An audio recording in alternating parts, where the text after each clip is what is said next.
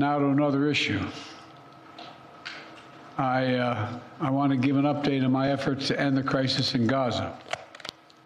For the past several months, my negotiators of foreign policy, intelligence community, and like have been relentlessly focused, not just on a ceasefire that would inevitably be fragile and temporary, but on a durable end of the war. That's been the focus, a durable end of this war.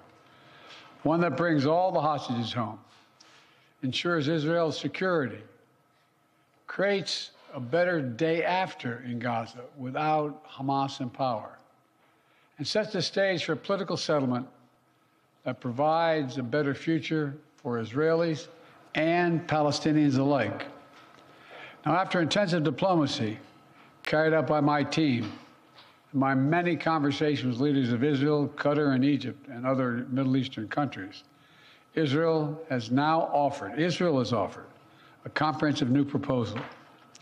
It's a roadmap to an enduring ceasefire and the release of all hostages. This proposal has been transmitted by Qatar to Hamas. Today, I want to lay out its terms for the American citizens and for the world.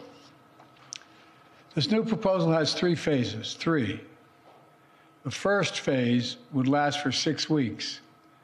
Here's what it would include: a full and complete ceasefire, a withdrawal of Israeli forces from all populated areas of Gaza, release of a number of hostages, including women, the elderly, the wounded, in exchange for release of hundreds of Palestinian prisoners. There are American hostages who would be released at this stage, and we want them home.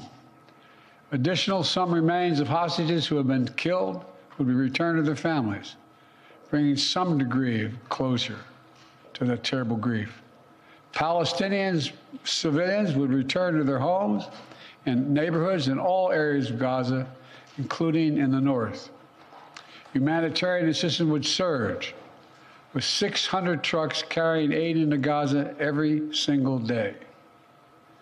With the ceasefire, that aid could be safely and effectively distributed to all who need it.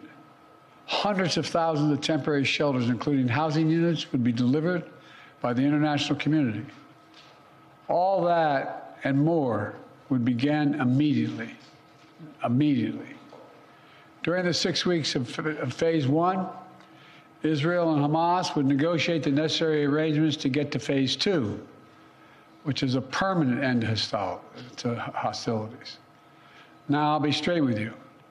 There are a number of details to negotiate to move from phase one to phase two. Israel will want to make sure its interests are protected.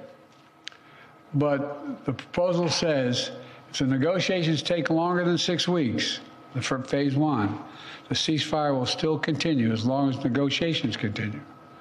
In the United States, Egypt, and Qatar would work to ensure negotiations keep going.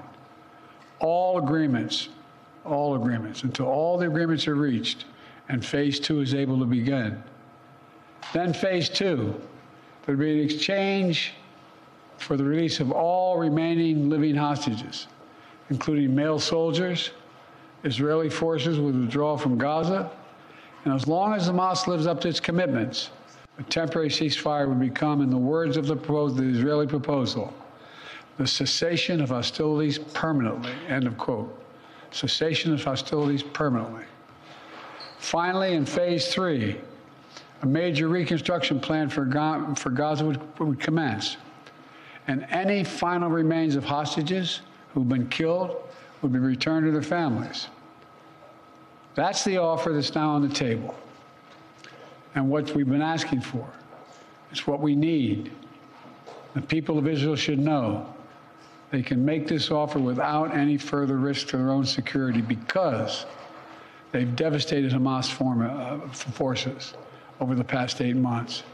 At this point, Hamas no longer is capable of carrying out another October 7th, which is one of Israel's main objectives in this war, and quite frankly, a righteous one.